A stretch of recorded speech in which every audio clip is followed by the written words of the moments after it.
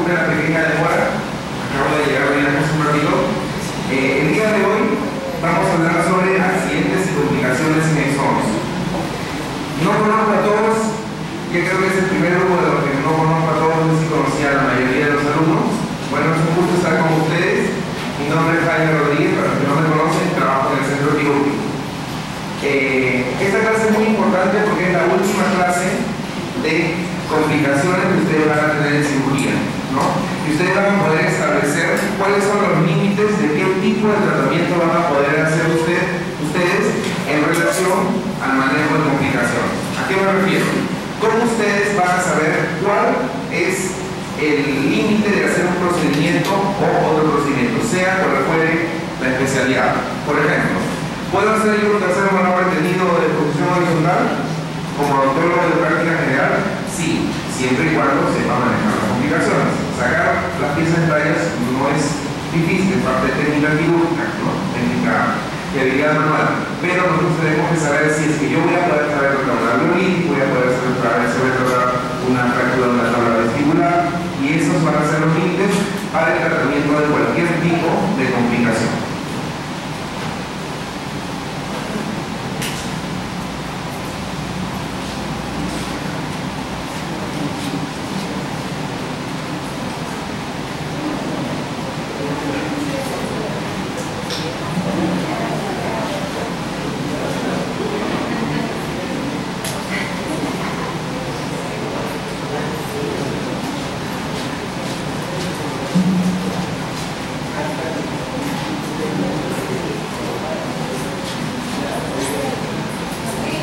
Listo, comenzamos con la definición de accidentes. Tenemos que saber diferenciar qué es un accidente y qué cosa es una complicación. Un accidente es una modificación de la planificación quirúrgica que ocurre durante el periodo transquirúrgico.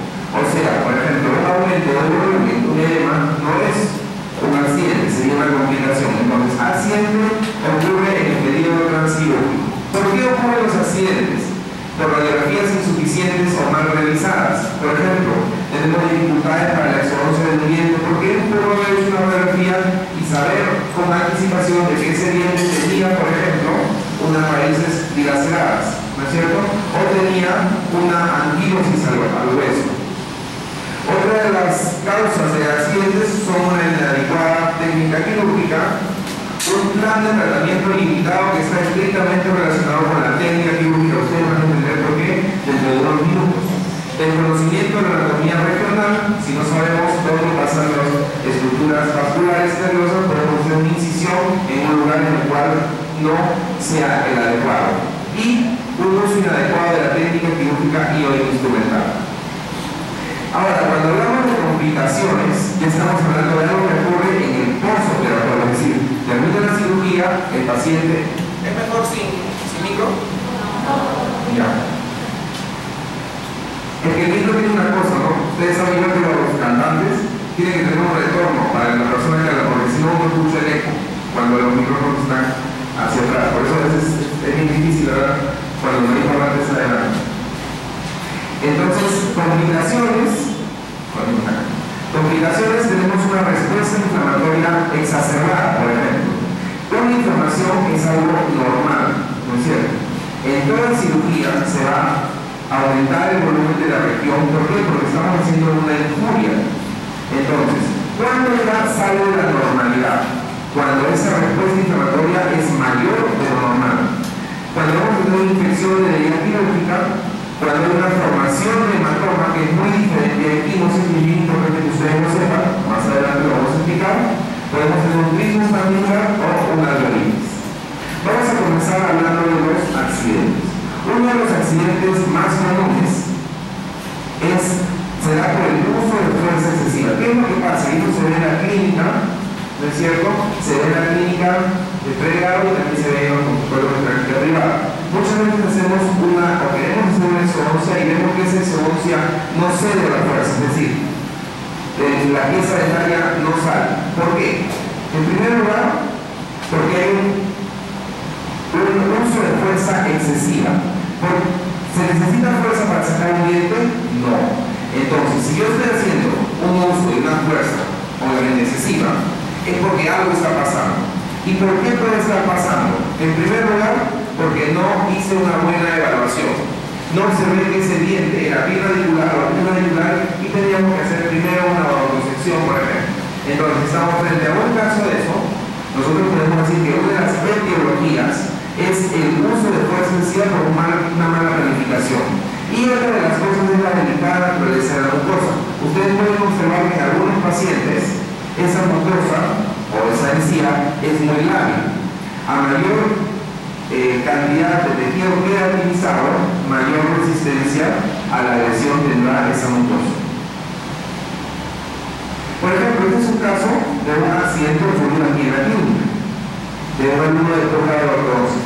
Estaba haciendo un desgaste interproximal, un stripping, como le llaman, el operador de posgrado se distrajo y llegó al centro quirúrgico con una laceración de la región cercana al labio inferior. Tuvimos que suturarla y bueno, como esta zona es una zona muy irrigada, es una zona que cicatriza bastante bien, pero tienen que tener mucho cuidado. Este es otro paciente del centro quirúrgico, ¿no es cierto?, que al tener una poca apertura bucal y nosotros tener la necesidad de hacer una cirugía en una zona inaccesible como la zona del tercer molar, ¿cuál es la cirugía bucal más difícil? ¿Qué es más difícil? ¿Una apertura de sífilis o un tercer molar muy difícil? La tercera molar es la cirugía más difícil bucal. ¿Ya? Yo hago terceras molares todos los días y muchas veces me complico. Deben haberlo visto en el centro quirúrgico cuando tengo alguna dificultad. ¿Por qué? Porque es difícil la tercera molar. La tercera molar se encuentra en un lugar inaccesible. Es un lugar que tiene carrillos, un lugar que tiene vientos, un lugar muy posterior. Y si el paciente no es colaborador, acuérdense que la cirugía maxilofacial actúa en el lugar de expresión del paciente. Si el paciente no duele, va a hablar, al hablar se va a mover, al moverse se va a mover el aspirador, no va a separar bien el primer ayudante, ¿no es cierto? Un sangrado excesivo. Entonces recuerden, la cirugía bucal más difícil es la tercera molar retenida. Ustedes pueden hacer unos 15 o 20 caninos retenidos en el paladar y les puedo decir que ya aprendieron. Ustedes pueden hacer 3 fracturas de sífilis y ya aprendieron. Ustedes pueden hacer 500 terceras molares y seguirán aprendiendo. Acuérdense, es la cirugía más difícil. ¿Por qué les digo eso? Porque es la última clase que ustedes van a tener. Entonces lo que quiero saber es que muchas veces se minimizan las piezas retenidas y en general todas las piezas retenidas son las cirugías más difíciles, sobre todo por el acceso.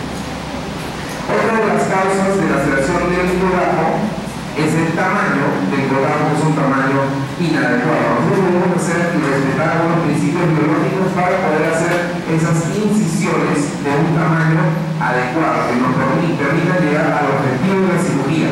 ¿Cómo lo vamos a prevenir? Creando un codajo de tamaño adecuado para prevenir un exceso de tensión. Por ejemplo, este caso es un caso de una cirugía de tercer molar superior que se utilizó una fuerza excesiva. Una fuerza excesiva que cosa causó que el codajo se vaya hasta la región palatina y la sede de esa mucosa palatina. ¿Cuál es el problema? Se va a cicatrizar muy rápido, pero el problema es que aquí pasa una arteria, entonces el sangrado de esa región es bastante profundo. Tenemos que recordar rápidamente cuáles son los principios de la incisión.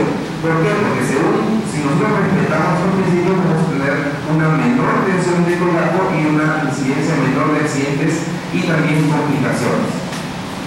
La desviación sanguínea del codajo se va a dar porque su base tiene que ser mayor, la base superior tiene que ser mayor que la base inferior. ¿Para qué? Para garantizar un surtimiento sanguíneo adecuado en esta región. Esta, por ejemplo, es una incisión liberante adecuada que va a abrirse hacia apical. Esta incisión que va a cerrarse hacia apical es inadecuada. ¿Por qué? Porque va a quedar una región del codajo, que es esta de acá, que va a estar sin respiración sanguínea adecuada. La base siempre tiene que ser amplia. La base superior, en el caso del maxilar superior, tiene que ser mayor que la base inferior.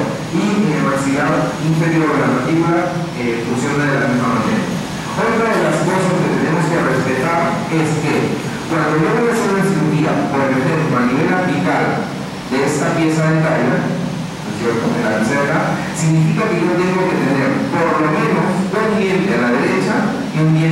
izquierda. ¿Para qué?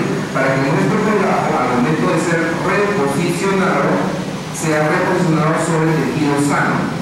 Porque si yo hago la incisión en el mismo lugar, la tendencia de dehiscencia va a ser muy grande. Y no solamente eso, sino que si yo coloco el colágeno encima del defecto óseo, la formación de hematoma puede ser mucho mayor. Otra de las cosas por las cuales es importantísimo que el colágeno sea amplio es por lo siguiente. Yo levanto el colágeno, coloco mi separador acá. Esa tensión que yo voy a hacer en el colágeno va a ser súper importante y súper determinante en el postoperatorio. Les hago una pregunta. Cuando yo tengo un edema después de una cirugía, y el paciente llega con un volumen grande, ¿qué es lo primero que puedo pensar? ¿Yo un manejo inadecuado de tejidos blandos o de tejidos duros? A ver, levanten la mano, ¿quién piensa que fue de tejidos duros? A ver, levanten la mano. Yo. ¿No hay más? ¿Y quién piensa de tejidos blandos? ¿Ustedes qué creen? A ver, no, sean sinceros, lo voy a explicar. A ver, ¿quién piensa que un aumento de volumen muy grande se debe a tejidos blandos? 1, 2, 3, 4, 5, 6, 7, 8. ¿Y el tejido duros? Chicos, levanten la mano. Al tejido blando, levanten la mano. Ya, ¿el tejido duros? Bueno, entonces se hincha por el obligación del Espíritu Santo, entonces tiene que ser por uno de los dos. Les voy a explicar por qué. ¿Qué cosa se hereda? El linfo, ¿no es cierto? ¿De dónde viene ese aumento de volumen? De los vasos linfáticos. El hueso no tiene vasos linfáticos, o tiene muy pocos, poquísimos, casi inexistentes. Entonces, el aumento del volumen ya está estrictamente relacionado con el manejo de tejidos blandos. ¿Por qué? Por la cantidad, como les dije, de vasos linfáticos. Si yo pongo, por decirlo así, una bomba atómica en el hueso y no toco el tejido blando, el paciente no se va a hinchar. Si yo pongo una bomba en el tejido blando, el paciente se va a hinchar y se va a hinchar mucho más. ¿Ya? Entonces, por favor, cuando ustedes escuchen, porque es muy común escuchar, sí, he trabajado bastante hueso, el paciente se va a hinchar, no, se va a hinchar por un manejo de tejido blando. Es por eso que es importante hacer un colágeno, levantar el colágeno, colocar el separador aquí y olvidarse de la separación del resto de cirugía, porque ese hecho de sacar el separador, poner el separador, sacar el separador, hace que ese tejido se tensione más y el paciente se demagnice más. ¿Por qué los pacientes de aquí se inflaman más que los pacientes de mi práctica privada, por ejemplo? ¿Les inflaman de mí? Pero el auxiliar no. Entonces, pone, saca, levante por la postura, eso hace que el aumento de volumen sea mayor. No se olviden, ya manejo el tejido blando es importantísimo. La incisión tiene que ser en un solo brazo para poder mantener la integridad del periósteo y tiene que ser extensa. Bueno, aquí están los principios de la incisión, ustedes lo tienen en la clase para que puedan dar una repasadita. Otra de las cosas importantes es que la incisión, cuando hablamos de incisión papilar, siempre tiene que hacerse o en el inicio de la papila o en el final de la papila. En otras palabras, o dejo la papila en la incisión o me la llevo en la incisión y la subo por el colágeno. Nunca debe ser realizada al medio de la papila. ¿Por qué? Porque la probabilidad de dehiscencia es muy grande.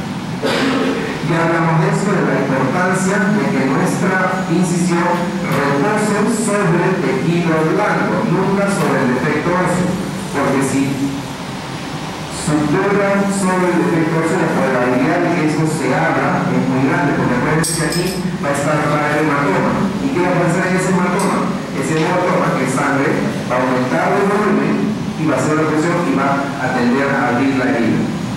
Abrasión de la mucosa por los notorios, ¿cuáles pueden ser las causas? Falta de cuidado profesional, tenemos que prevenirnos haciendo uso de una fuerza controlada y protección de la mano. Puede ser el tratamiento de una abrasión, diferente de laceración. El caso que yo les mostré de ser uno de posgrado, ¿no es cierto? De ortodoncia es un caso de laceración, porque yo he cortado, ¿no es cierto?, la piel y he comunicado dos superficies, la piel y parte del labio y el músculo, ¿no es cierto? En cambio, una abrasión es algo totalmente superficial, es lo que coloquialmente se llama un raspado, por decirlo así. El tratamiento va a ser vaselina o una crema lubricante y le podemos colocar también nitrofurazona, que es un antibiótico local. Otra de las cosas que pueden pasar, y es muy común, yo debo haber fracturado unas 12 tuberosidades, ¿ya? Y les va a pasar es lo siguiente. Cuando tienen un tercer molar, recuérdense que la región que menor resistencia al hueso tiene en la zona del tercer molar superior, pero muchas veces estos terceros molares o están anquilosados o tienen las raíces dilaceradas. Entonces hacemos una fuerza excesiva y se fractura por todo. Obviamente así no es fracturado, esto es una iatrogenia, ¿no? Este es un caso de la luna del Noam cuando está con el chico. Es broma, ¿no? Ya, esto ya sería una iatrogenia, ¿no es cierto? Se rompe parte del hueso. Pero si algún día les pasa, quédense tranquilos, por favor. Si lo digo sin micrófono, no tengan miedo a las complicaciones. Va a haber un escándalo por las complicaciones. Todo el mundo se va a complicar. Todo el mundo se va a complicar. La cosa es que sepan manejarlo. Ya, ¿listo? Ya. No, ese no. Pero cuando hay una complicación, quédense tranquilos. Por eso ustedes tienen que saber qué cosa. Que las complicaciones pasan. ¿Qué es? Escúchenlo pues. Ya. ¿Qué es lo que sí les debe hacer sentir mal? A ver, ¿tú has hecho un camino retenido? La primera vez que lo hagas y te complicas es una iatrogenia, te lo puedo asegurar, porque no estás preparada para hacerlo. Depende. Si se te complica una endodoncia anterior, ¿eres iatrogénica? No, porque estás preparada para hacerlo. Depende. Entonces, si ustedes saben que están preparados para un procedimiento y lo hacen, se les complica, es normal. Cuando a veces ustedes tienen la artritis y llegan todos desesperados, ¿cuál es el problema? Si hacen 100 extracciones y si le dan artritis a 2 o 3, quédense tranquilos. Si hacen 100 extracciones y tienen 6 artritis, bueno, pues están aprendiendo. Ahora, si hacen 100 y tienen 10, ahí sí que están haciendo algo mal. Entonces, por eso, ¿cuál es el límite de un procedimiento? Siempre y cuando yo sepa manejar complicaciones. ¿Quién puede hacer implantes? ¿El cirujano, el periodista, cualquiera? Siempre y cuando sepa manejar complicaciones. Entonces, eso es lo que yo les digo. A veces cuando ustedes llegan al centro quirúrgico, preguntan, doctor, ¿tengo que venir a postoperatorio? Y le respondo si quieres aprenderlo, si no, no. Porque sacar un diente es fácil. Lo difícil es el postoperatorio de saber si cicatrizó bien, si no cicatrizó, si le dio la origen, cómo la voy a tratar. ¿Ya? Entonces, por favor, olvídense de las complicaciones que van a tener como cancha, un montón, simplemente tranquilos, sepan manejarlas y llamen a alguien que realmente los puede ayudar, ¿ya? Pero siempre hay cosas que se preparan. Pero ¿qué es lo que pasa cuando hay una fractura de la tuberosidad del maxilar? ¿Qué es lo que pasa? Voy a tener una comunicación mucosinusal, ¿no es cierto? ¿Qué hago? La cierro. Es fácil. ¿Por qué es lo que es fácil? Porque como ya no voy a tener ni los dientes, ni el tejido óseo, ¿no es cierto? Ni el tejido óseo, va a ser muy simple realizar. ¿Por qué? Porque voy a tener tela suficiente, ¿no es cierto? Voy a tener todo el tejido blando y no voy a tener nada de tejido duro que me impida. Entonces voy a poder hacer una sutura por primera intención. Entonces, si una tuberosidad se fractura y todavía sigue colgando, ¿la tengo que sacar? No, no necesariamente. Si ella está bien unida al periósteo, significa que va a tener una buena cicatrización y ella va a consolidarse muy bien y sin ningún problema. Lo importante es hacer una sutura por primera intención. Este es un caso, por ejemplo, de un paciente que vino derivado de otra institución, por el consultorio de Lima, no me acuerdo, la propia otra institución. ¿Ya? ¿Y qué es lo que pasó? Una persona hace una fuerza excesiva para fracturar un tercer molar. Este caso no es mío. Yo todavía, gracias a Dios, no he tenido una fractura del tercer molar, pero la puedo tener en algún momento. Si en algún momento fractura, me llaman para tomar fotos.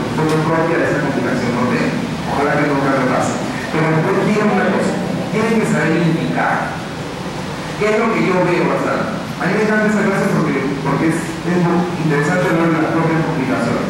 Muchas veces me llaman colegas para sacar un modelo de juicio. Me llaman con un paciente de 35 años. Yo tengo 35. Un paciente de 35 años es viejo para sacar una modelo de juicio. Uno tiene que sacar entre los 18, 25, 26 años. ¿Por qué? Porque el hueso es mucho más denso, menos denso, es mucho más flexible y se podría sacar las 4 modelos de juicio tal vez no, que se puede sacar en una sola sesión, una cirugía de 1 hora, y es una cirugía tranquila. Ahora, si el paciente viene a los 35 años, por ejemplo, con una pericoronitis, el postoperatorio va a ser mucho más difícil. La idea de la tendencia es a retirarse las terceras molares por prevención. No es lo mismo como reacciona la pericoronitis de los 19 años que a los 35. Olvídense, mayor de 30 años, pieza retenida, piense los 2 meses. Una tercera molar retenida a los 30 años, no lo saque, ¿para qué? Ya está ahí, déjenlo ahí. Ahora, si ustedes tienen un paciente más joven, ¿no es cierto? Más joven, en una pieza retenida sí, indíquenle sacarle para evitar futuros problemas. Una pieza retenida difícilmente va a causar un problema pasado a los 30 años. Muy difícil. Ahora, una pieza semi-retenida, sí, porque una semi-retenida problema pericoronitis, ¿ya? Entonces, fíjense esa idea, por favor. Este caso, por ejemplo, esto es diagnóstico. Muchas veces voy a un consultorio y me tengo que regresar porque me dicen hay que sacar un retenido y yo no lo puedo sacar. Un paciente, no es que no lo debo sacar, un paciente así, con una extrema reabsorción de la mandíbula, no tendría indicación de hacerle un esfuerzo. ¿Por qué? Porque si yo saco ese diente me voy a quedar con un gran agujero, una densidad ósea disminuida que puede hacer la fractura no solamente en el transílogo como fue este caso, sino en el post-bio, que le saco el diente, no pasa nada y el paciente se queda con una base bien delgadita. ¿Qué es lo que va a pasar con esa base bien delgadita? Se puede fracturar al menor volumen.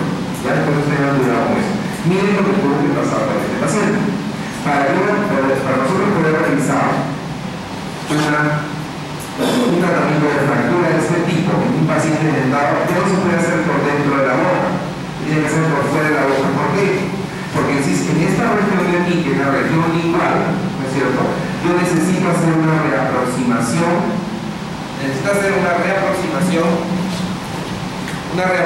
de la mandíbula y observar que la parte lingual esté bien reducida.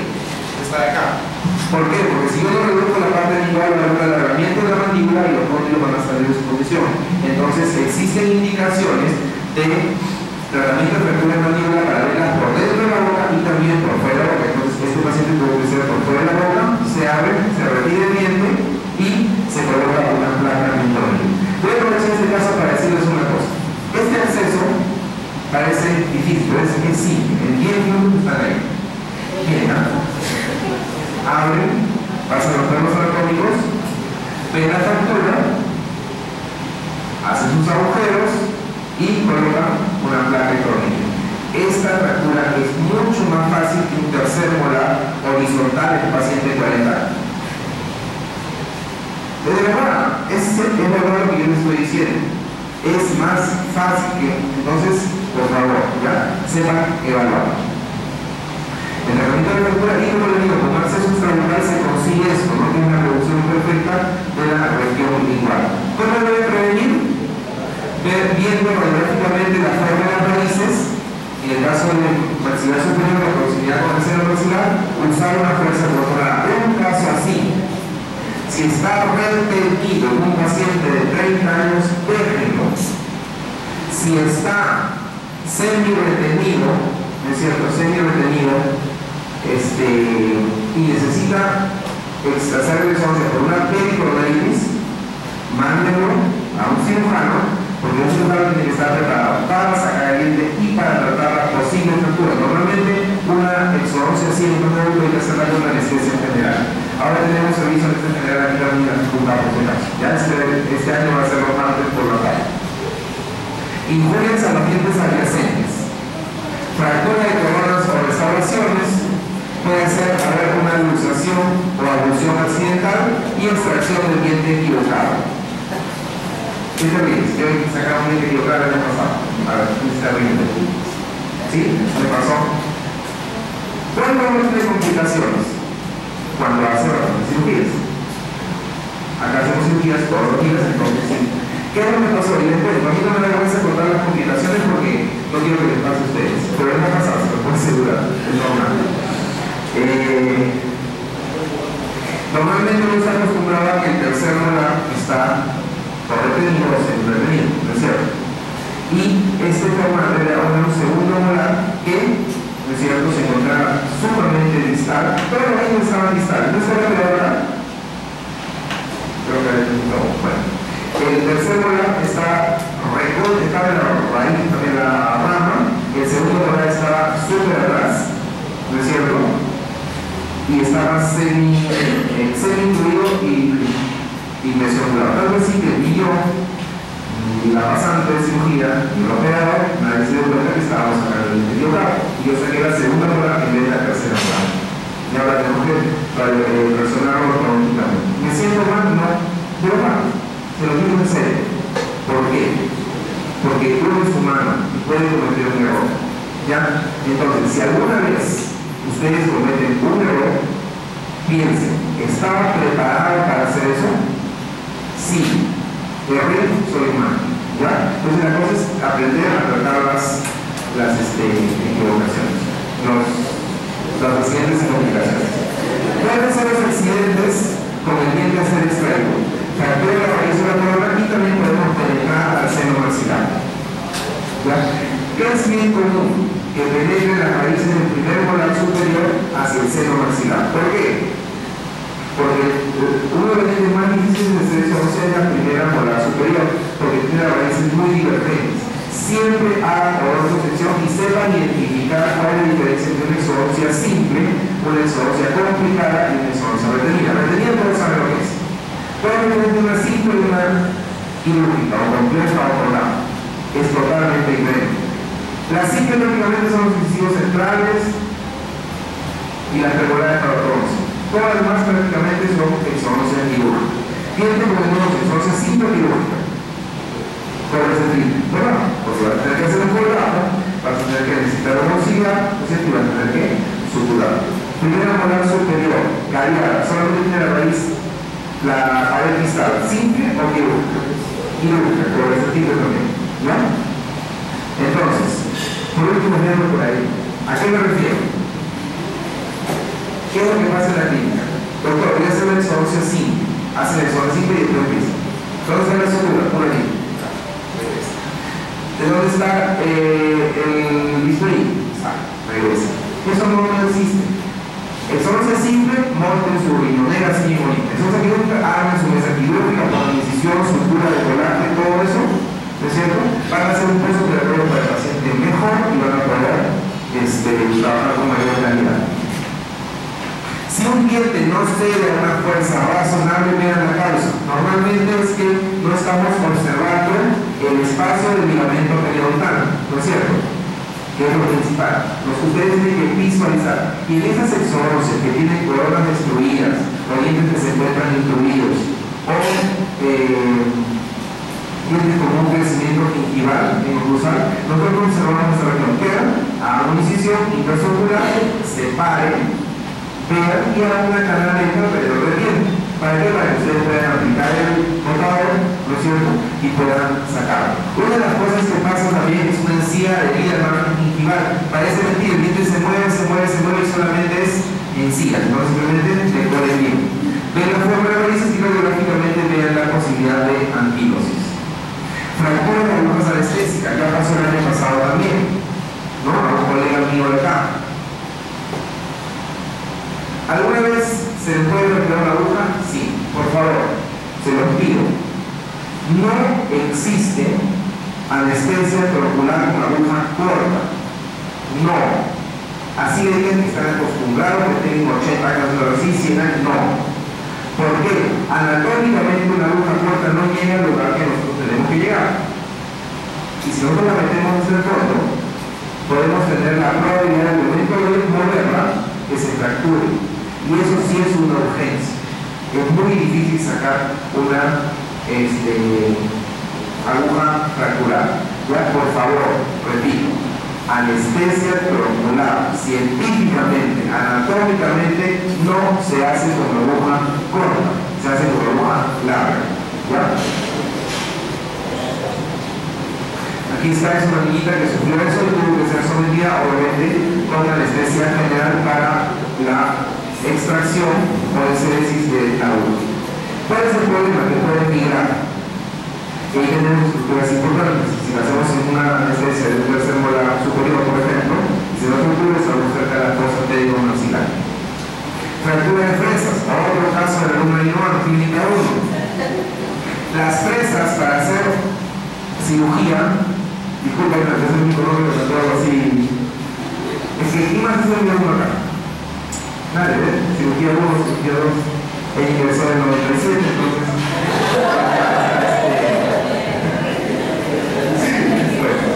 Entonces, aquí pueden ver una fractura de fresas. ¿Qué es lo que pasa? De hecho, ahorita también se lo voy a mostrar, pero ya llega, la segunda parte de complicaciones. ¿Ya? Entonces, ¿qué es lo que pasa acá? La fresa quirúrgica, las fresas tienen un tiempo de vida. Respetemos el tiempo de vida. Una fresa quirúrgica siempre te dura para 6 o 7 secciones, más no. ¿Ya? Entonces, por favor, cómprense sus fresas quirúrgicas, que son de acero, no son de metal, y no hagan ni oposición ni sotomía con fresas de diamante, para que no tengan ningún problema. Fractura de instrumentos, eso sí es bien difícil de pasar, solo que el instrumento sea de mala calidad. La comunicación bucosinusal, antiguamente el seno maxilar era un manto sagrado, nadie lo tocaba y era una complicación muy grande. Pero actualmente ustedes saben que para colocar implantes se accede al seno maxilar. ¿Ya? Entonces, ¿cuáles podrían ser las causas de una comunicación bucosinusal? Hay algunas patológicas como sífilis, leishmaniasis, radioterapia, quistes y tumores, y algunas traumáticas, ¿no? Que son las que generalmente están relacionadas a una iatrogenia. Generalmente, no siempre, hay veces que uno hace las cosas bien y puede tener algún problema. Pero vamos a prevenirlas con radiografías preoperatorias bien planificadas, ver si tenemos raíces divergentes, siempre hacer una vacunación y obviamente evitar el uso de una fuerza excesiva. Este parámetro es importante. ¿Por qué? Porque frente a una comunicación bucosinusal, yo le voy a hacer un tratamiento dependiendo del tamaño que esta tenga. ¿Se conoce la maniobra de Valsalva? Todos, ¿no? Sospechamos de una comunicación. Ahora, si nosotros vemos la comunicación y la estamos observando y tiene 3 milímetros, por ejemplo, ya estamos viendo 3 milímetros, ya no le vamos a hacer la maniobra de Valsalva, porque si no, tal vez esa comunicación de 3 milímetros se puede convertir en 10 milímetros. Y de ser un tratamiento simple como pueblo, vamos a tener que hacer un colgajo mayor. Entonces, si nosotros tenemos una comunicación de menos de 2 milímetros, coágulo es suficiente. Si tenemos una entre 2 y 6, podemos hacer un coágulo y una sutura alveolar. Cuando ya tenemos más de 7, tenemos que hacer un colgajo deslizante vestibular que lo va a ver en un ratito. Cuando es más de 7, también tenemos otra alternativa que es el colgajo para ti. Chicos, esto es de un autor. ¿Ya? Otros autores varían en esto, pero para el examen vamos a utilizar esto. ¿Ya? Para su práctica privada también lo puedo utilizar porque es una clasificación bastante buena. La mayoría de comunicaciones bucosinusales, que generalmente son el primer molar superior o segundo premolar, yo voy a estar con colgajo deslizante vestibular. ¿Ya? Entonces, no sondar la perforación. ¿Para qué? Para no llevar bacteria en la boca al seno maxilar. ¿Ya? Y evitar presión negativa, ¿ya?, en el seno maxilar. ¿Cómo evita? Esto es importantísimo. Paciente que sufre comunicación bucosinusal, se le tiene que pasar antibiótico terapia y pedirle todas las medidas que hagan que no haya presión negativa en el seno maxilar. La primera es estornudar con la boca. A ver, es que tiene que demostrar el doctor. A ver, ¿cómo estornudaría con la boca abierta? A ver. Ya, eso agua. Eso es bien importante, gracias. Porque eso aumenta la función y puede hacer que esa comunicación aumente. 1. 2. No tomar con cañita, con sorbete, con cañita, ¿ya? ¿Por qué? Porque eso también. 3. No fumar. 4. No hacer nada que cause presión negativa y presión en el seno maxilar. No funcionar, ¿ya? Esas cosas tienen que indicarles a los pacientes para evitar una complicación mayor. ¿Durante cuánto tiempo? Durante 3 a 4 semanas van a haber una curación espontánea de ese problema. ¿Cuáles pueden ser las secuelas de la comunicación bucosinusal? 1. Una sinusitis maxilar. 2. Una fístula crónica. ¿Qué es lo que pasa? Yo tengo una comunicación bucosinusal. ¿Es un accidente o una complicación? Un accidente. Si yo no trato ese accidente, lo dejo durante 2 semanas, ya va a haber una epitelialización de esa región y ya va a haber una fístula, o sea, va a haber un trayecto fistuloso. Eso ya es una complicación que merece tratamiento. Entonces, miren, lo que les explicaba, cuando son más de 7 milímetros o hasta 7 milímetros, mejor dicho, yo puedo hacer un trabajo de guisante vestibular. Esto sí es función de un odontólogo de práctica general, ¿ya? ¿Cómo se hace? Se hace eso simplemente verificamos que estamos frente a la comunicación y hacemos 2 incisiones liberantes adyacentes. En este caso no respetamos la técnica quirúrgica de hacerlo bien, pero no, en este caso es en el mismo lugar, aquí y aquí. Levantamos el colgado.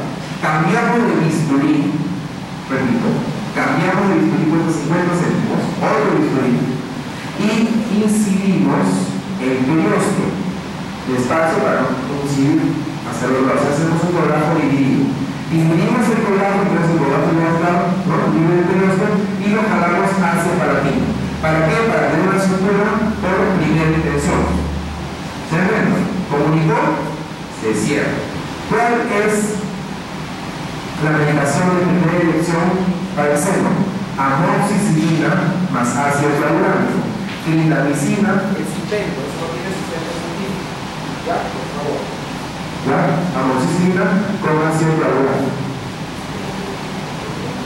Aquí está, observen aquí cómo se puede cerrar por primera intención esto. Entonces, se hace esto, se le pasa antibióticos al paciente y se le hace que se evite toda presión negativa. Este es un artículo bien interesante que trata sobre el uso de la bola adiposa de Bichat. La bola adiposa de Bichat para cierre de comunicación bucosinusal. ¿No? No, entonces, le muestro un caso rápidamente. ¿Qué es lo que pasa? Esa bola de Bichat, si ustedes ven el email del Facebook, tengo un montón de preguntas sobre la bola de Bichat. Pues todos escuchan eso de que está en la los ese tipo, ¿ya? ¿A qué me río? Sí me recuerdo bien. La bola de Bichat, ¿no es cierto?, se usa también para estética, pero tiene indicaciones. Muchas veces el paciente no le gusta esto no es la bola de Bichat, la bola de Bichat es acá. Esto ya necesitaría una lipoaspiración por los hispanoplásticos. Hay pacientes que sí necesitan, ¿no es cierto?, una exéresis de vamos a decir así por motivos estéticos, ¿ya? Pero normalmente no, ¿ya? Entonces tengan cuidado con eso. La bola de Bichat es aquí, no es aquí. Esto ya es inspiración por parte de cirujano plástico. Pero esta bola de Bichat, como ustedes saben, es un tejido grasoso, ¿no es cierto? Entonces, ¿cuál es el principio de la técnica de cierre de comunicación bucosinusal con bola adiposa de Bichat? Es que esta bola de Bichat sufre un proceso de metaplasia. Es decir, yo jalo la bola, tapo la comunicación y sufre una metaplasia. Es decir, pasa de ser tejido grasoso a ser tejido epitelial. ¿No es cierto? O sea, sigue, o puede ser queratinizada, y tapa la comunicación. Bien, este es un paciente. Este es un paciente que tiene una comunicación bucosinusal a este nivel. ¿Ya? 3 a 4 semanas después de la exodoncia, ya vamos a ver el tejido cicatrizado y tiene una comunicación. Entonces se decide jalar la bola de Bichat que se encuentra aquí entre el músculo macetero y el músculo buccinador, se jala esa bola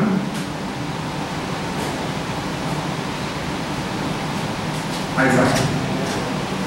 ¿Ya? Aquí está. Aquí ven la comunicación. Comunicación aquí. Este es otro caso. Ven la bola de Bichat, en donde se jala la bola de Bichat, se estructura la bola de Bichat al tejido palatino y posteriormente se estructura la mucosa alveolar al tejido palatino. Se hacen dos capas. Una capa de la bola de Bichat que se ha traccionado no se retira. Para estética se retira. Para esto simplemente se jala, se coloca y esto va a sufrir un proceso de metaplasia. Todo esto va a sufrir un proceso de transformación de tejido grasoso a tejido epitelial. Y se consigue una adecuada cierre de esta comunicación. Este es otro caso muy similar.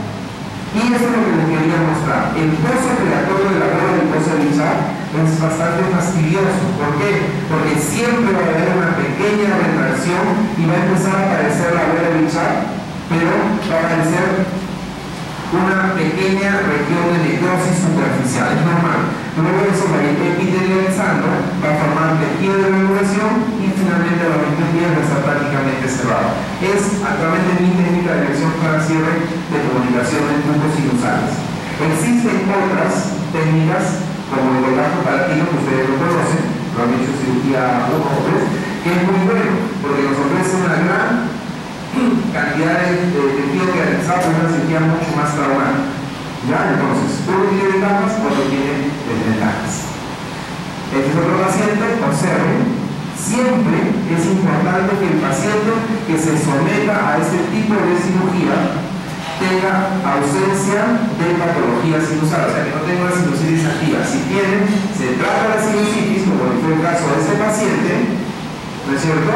Podemos observar el velamiento del seno maxilar, se trata la sinusitis y una vez que hemos hecho tratamiento farmacológico y ya vemos ausencia de material purulento, como en este caso de aquí, ya podemos pensar en hacer un cierre con la bola adiposa de Bichat, como fue en este caso, ¿no?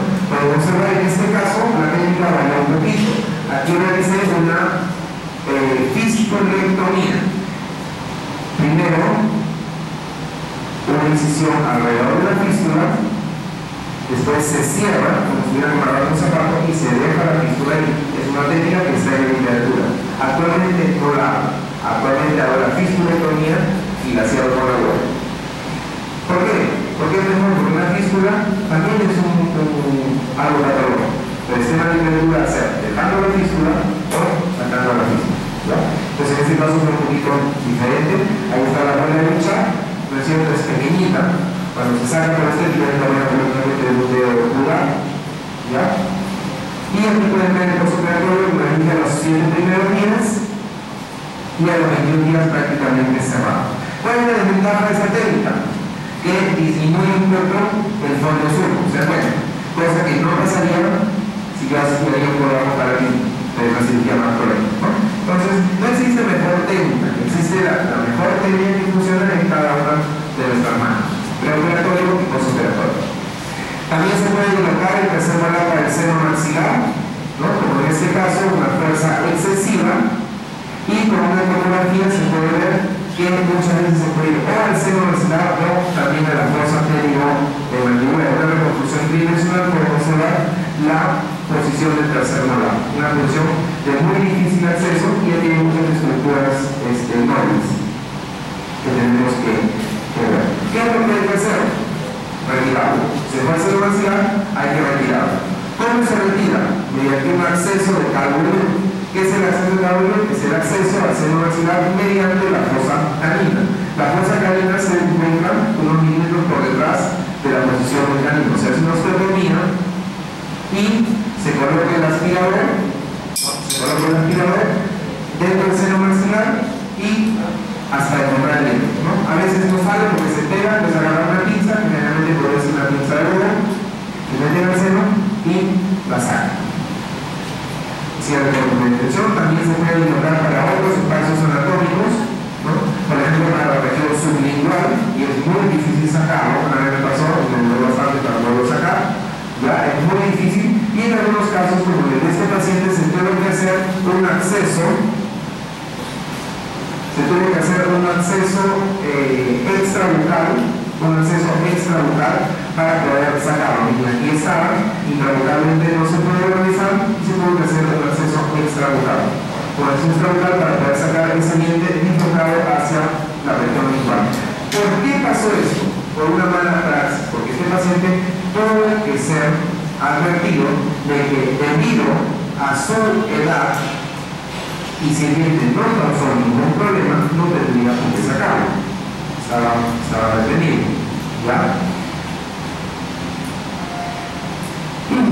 Penetración de dientes en las vías respiratorias y digestivas. Protocolo. Se pasó el diente en la radiografía de tórax para saber si está en la vía aérea o en el estómago. Si está en la vía aérea, derivarlo para que mediante fibroscopía lo retire, y si está en la vía digestiva, esperar al día siguiente. Luxación de ATM es algo que les puede pasar muy común, ¿no? Muy común. ¿Cuál es el tratamiento de una luxación de ATM? Importante, reducirla. ¿Cómo lo reducimos? Con un movimiento hacia abajo, hacia atrás y hacia arriba, ¿no? Abajo, atrás y arriba. Terapia medicamentosa, básicamente ¿qué? Relajantes musculares y analgésicos. Y fisioterapia. El paciente tiene que ser, es una paciente anciana que sufre una luxación de ATM, se le hace el movimiento hacia abajo, hacia atrás y hacia arriba, y se le coloca el vendaje de barco. Este vendaje de barco va a permitir ¿qué cosa? Inmovilizar al paciente. Lo vamos a dejar por lo menos 3 días. Esto es súper importante porque acuérdense que los músculos están espásticos, están contraídos, están relajados, y el paciente tiene que recibir una dieta blanda. Cuando hablamos de complicaciones, podemos tener complicaciones hemorrágicas, ¿no es cierto? Complicaciones hemorrágicas por problemas locales o por problemas sistémicos. Puede ser también por una falla en la teoría quirúrgica, puede ser una laceración del pan o ruptura de pequeños vasos. ¿Qué es lo que tenemos que hacer nosotros para prevenir hemorragias? Primero, una buena anamnesis, un conocimiento anatómico y conocer las maniobras de hemostasia. Tenemos medios físicos y medios quirúrgicos.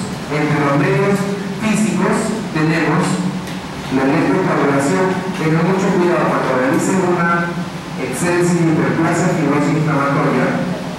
Tengan cuidado, las muy grandes es necesario hacerlas con electrocauterio, después de un sangrado que no lo para con nada. Y tenemos esos medios locales quirúrgicos como sutura, pinzamiento y ligaduras. Medios locales, excelente la cera para hueso. La cera para hueso, ¿qué cosa va a ser la cera para hueso? La cera para hueso va a ser una obliteración mecánica de los canalículos sanguíneos. Tenemos el hemostol, que es excelente, la marca comercial del hemostol, ¿no? Y algunos vasoconstrictores. La hemorragia alveolar inmediata, es decir, aquella que pasa después que el paciente ya se fue del sillón dental, puede estar prevista por el uso de aspirina, el uso de anticoagulantes, el uso de alcohol y algunos pacientes que tienen disminución del número normal de plaquetas por el uso de anticancerígenos. Y una hemorragia alveolar inmediata normalmente causa para una conversión local, colocar la gasa, ahí, dejarlo unos 15 minutos y parar. Si no para con eso, ver la posibilidad de usar un tampón de colágeno. Yo recomiendo que se compren eso, es muy barato. Entonces, unos tampones chiquititos, donde toda la casa de tallos, lo colocan dentro del dedo, colocan uno o dos tamponcitos y por acción del colágeno va a ser que rápidamente pare el sangrado alveolar. Cuando hay una hemorragia alveolar secundaria, es decir, esa que pasa a los 2 o 3 días, normalmente es por infección. ¿Qué le podemos hacer? Limpiar la vía quirúrgica, remover la sutura y en aquellos puntos que están sangrando doloroso, agarrar un instrumento, puede ser una regla, y apretar. Puedes apretar esos puntos, pero simplemente que van a hacer que se obliteren esos puntitos sangrantes. Lava mucho y orienta al paciente. Aquí estamos en hemorragia larga, tratada de la manera que les explicaba. Hay que tener mucho cuidado en ver la diferencia entre la equimosis y el hematoma. Equimosis es una cosa, equimosis es algo superficial, algo que solamente está en el tejido celular subcutáneo. Esta es la hermana de la colega, de acá de San Martín, vino por eso 11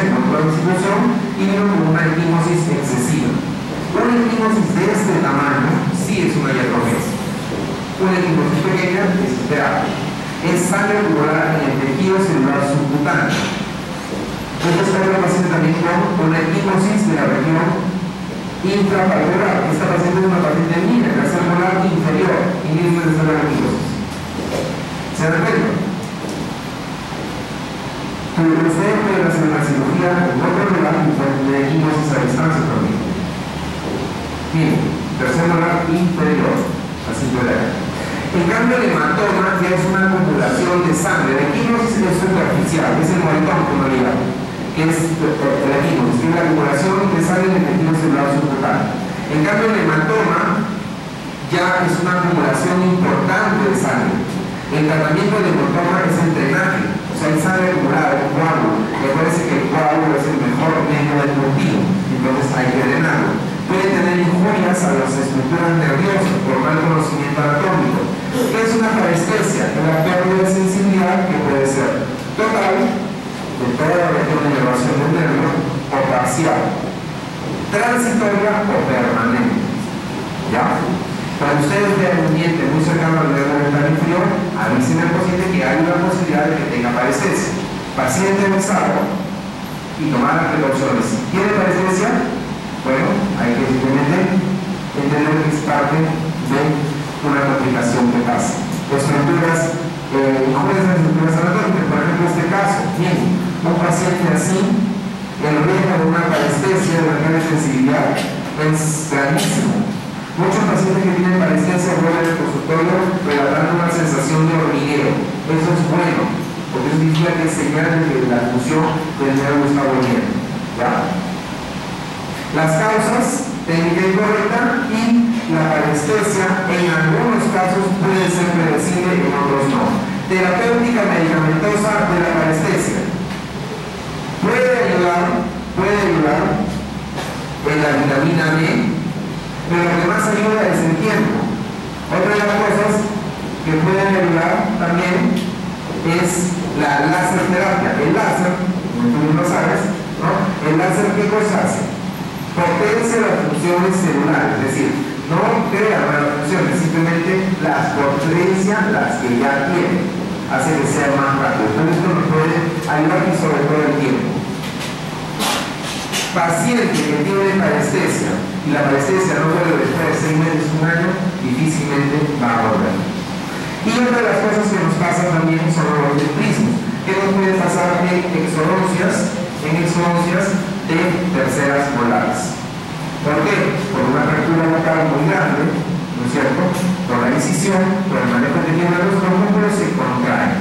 Al contraerse esos músculos causan una limitación importante de la apertura vocal y dolor. Entonces, ¿qué es lo que yo tengo que hacer si se trata de un proceso inflamatorio? Tengo que darle relajantes musculares, puede ser orfenadrina, por ejemplo, puede ser ciclohexaprina, por 4 o 5 días, y fisioterapia. Es una paciente que tuvo un trabajo que hizo un trino por una cirugía. Esto de acá son los palitos de dientes. Entonces, ustedes me colocan, por ejemplo, 10 palitos de dientes. Y dice, señora, su control de aquí es 48 horas. De los 10 palitos de dientes ahora van a tener 14. Entonces, yo tengo que abrir un poquito y colocar. Eso unas 3 o 4 veces al día. Eso es fisioterapia. ¿Ya? Y trata de aumentar el número de estos palitos. Otra de las cosas es música con el chiclayo. La mentira, es la mentira. Hubo una necrosis del paladar. ¿Por qué? Porque en el paladar solo existe un tipo de incisión, que es una incisión intracelular. Ya aquí quisieron hacer una exodoncia de un canino, hacer una incisión así. Nosotros tenemos los sanguíneos y tenemos una necrosis. De alveolitis podríamos hablar horas. El tratamiento de alveolitis, también nos quedan 5 minutos, el tratamiento de alveolitis es muy controversial. La tendencia actual es a no utilizar nada dentro del alveolo. ¿Por qué? Porque si yo utilice alguna pasta intraocular va a hacer que se retrase el proceso de cicatrización. Lo mejor es la remoción mecánica de lo que causó esa alveolitis. Lo que causó esa alveolitis fue tal cosa, entonces hacer la remoción mecánica, lavarlos con suero fisiológico, ¿no es cierto? Y enjuagar el punto de Señores, la clorhexidina se tiene que respetar a todos los pacientes, así sea exodoncia simple de un incisivo mandibulado. ¿Ya? No es necesario dar antibióticos. Acá en la universidad sí damos porque es una institución privada, ustedes futuros también van a tener que dar, porque así es, así funciona la universidad. ¿Ya? Yo también paso un doctor, pero tienen que saber que no es estrictamente necesario. Ahora, salvo que tenga un proceso infeccioso importante, ¿no? Pero el Benadryl es obligatorio en el 100% de los casos. Puede ser la bronquitis seca o la bronquitis húmeda, como se conceptualiza la bronquitis como una inflamación localizada, una cicatrización retardada, puede ser por posible pérdida de cuadro sanguíneo y pudiendo dejar una estabilización de líneas nerviosas. La alveolitis es el dolor postoperatorio que pasa entre el tercer y quinto día postoperatorio. Si le duele al día siguiente, no es alveolitis, es un dolor postoperatorio. Si le duele a las 3 semanas, tampoco es alveolitis. Un dolor en una región donde ustedes realizaron un exodosis después de 3 semanas o 4, se llama absceso subperióstico. Ya es importante que lo sepan.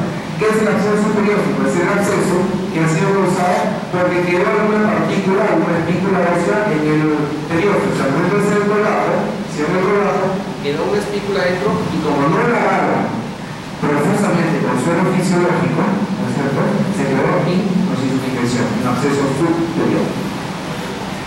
La incidencia, como les digo, normal entre el 2 al 3% de las exódosis, la mayoría de ellas relacionadas a dientes retenidos y mayormente se da en la mandíbula en comparación con la maxila. ¿Por qué? Porque la irrigación es mayor en la maxila y también porque al ser un hueso menos denso, las exódosis son mucho más simples. Y en mujeres más que en hombres, por el tema hormonal. La etiología multifactorial, causas bacterianas o fibrinolíticas y existen algunos factores predisponentes, como anatómicos, falta de cuidados preoperatorios y postoperatorios y condiciones bucales del paciente. Pero de todo esto lo que más causa son los cuidados postoperatorios y una técnica quirúrgica inadecuada. La alveolitis seca y la alveolitis húmeda se conceptualizan diferente. La alveolitis seca es una degradación del coágulo, lo pueden ver acá, una fibrinólisis celular y no ocurre neoformación conjuntiva. Mientras que en la orina hay pus. En la orina ya no hay tejido hueso expuesto, hay pus, se ve el pus. Entonces, los tratamientos son similares pero diferentes. ¿Cuáles van a ser las características clínicas de la alveolitis seca? Dolor clínico, como les dije. Aquí corrijo por favor, ¿ya? Es a partir del tercer o cuarto día. No me acuerdo eso, pero voy a hacerlo, ¿ya? Del tercer o cuarto día. Un dolor irradiado, ausencia de coágulo. Acuérdense que en la seca no hay coágulo y hay una gran entonces. Tratamiento, irrigación local, suero y más suero. 3 o 4 veces al día y le enseña al paciente a hacerlo que va a su casa. Llega el paciente con alveolitis, diagnosticable alveolitis, agarran una jeringa, la ropa de hoja, le ponen la cuenta, ustedes ya saben hacerlo, y suero.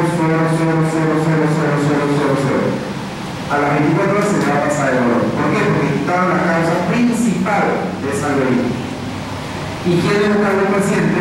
Un analgésico, pueden pasarlo, antibiótico, lo dejamos a su elección, no es estrictamente necesario, pero idiosincrásicamente lo tiene que pasar. Si a usted no se le pasa, le va a reclamar. Entonces pasa, ¿ya? Y las partes vulgares, ustedes ya saben, ¿se pueden utilizar? Claro que se pueden utilizar. Pero la tendencia es a no utilizarlas y solamente hacer relaciones con suelo fisiológico.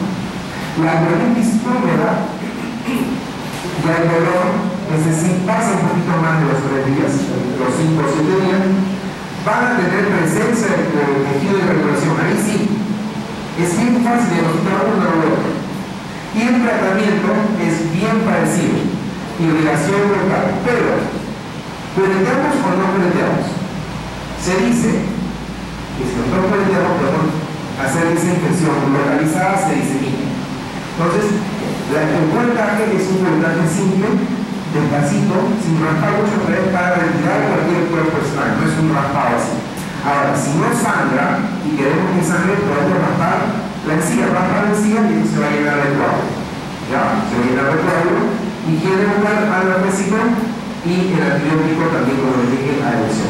Este es un caso de alveolitis púrpura, se aprieta, hay tejido de evaluación, hay presencia de pus, se ve radiográficamente que no tenemos ningún problema y lo tratamos con anestesia a distancia, y un corretaje, como les digo, muy suave, solamente en búsqueda de un cuerpo extraño, y irrigaciones con suelo fisiológico abundantes. Para finalizar, este es un caso que vino acá de la facultad, me llama un colega, un amigo mío, y me dice: Jaime, tengo que ver a su paciente. Entonces hice una apertura cameral y tiene el ojo hinchado a los 3 minutos. Entonces, ¿qué es lo que pasó? Lo estaba acá en la facultad y le dije: tráelo a la facultad porque no puede, por supuesto, es una urgencia. El paciente tenía un enfisema celular subcutáneo. ¿Por qué? Por el uso de alta rotación. Entró el aire, ¿no es cierto? Y ese aire contaminado, ¿no es cierto? Y el paciente hace un aumento de volumen. ¿Cómo se diagnostica el enfisema? Ustedes lo ven con su mano y van a sentir una crepitación. Como así. Ese es el líquido que está en el tejido celular subcutáneo. Esto es una de las pocas urgencias en odontología. Tienen que olvidarlo rápidamente. Aquí está la tomografía. Puede observarse bien todo el aire que hay en esta región. Parece que es un aire contaminado. Entonces, ¿qué se hace en estos casos? En estos casos tenemos que realizar una antibioticoterapia fuerte, aplicación de calor y, en la medida de lo posible, solicitar una tomografía para ver hacia dónde se está yendo ese aire. ¿Ya? Entonces, rápidamente, para aprovechar, ¿cómo se evita el enfisema? Utilizando baja rotación. En cirugía, lo principal, lo ideal es usar baja rotación, porque lo van a escuchar en algunos congresos. En la facultad usamos alta, en el doctor usa alta, en el Perú usan alta, prácticamente en toda América del Sur usan alta rotación. En Estados Unidos y en Europa usan baja. Lo ideal es usar baja rotación, ¿ya? Para evitar el enfisema. Pero la tasa de enfisema es de 0.001, o sea, 1 en no sé cuántos millones, pero puede pasar y es algo de grave peligro. Entonces, simplemente para finalizar, una frase de Frank Sinatra: para tener éxito hay que tener amigos, pero para mantener mucho éxito hay que tener muchos amigos. Bueno, chicos, fue un placer estar con ustedes. Nos vemos aquí una semana para la próxima clase. Gracias.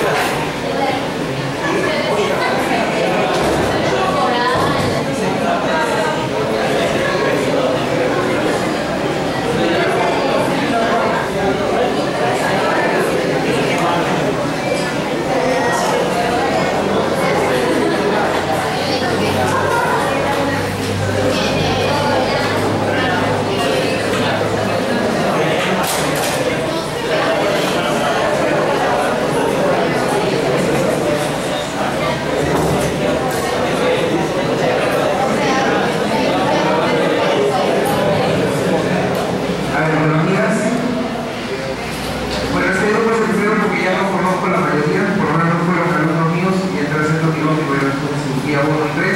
Para los que no me conocen, mi nombre es Jaime Rodríguez y trabajo en el Centro Quirúrgico. Creo que es una de las que me conocen, ¿no? Bueno, comenzamos. El día de hoy vamos a hablar sobre accidentes y complicaciones. Ya voy a terminar una vez, a 11:30 terminamos.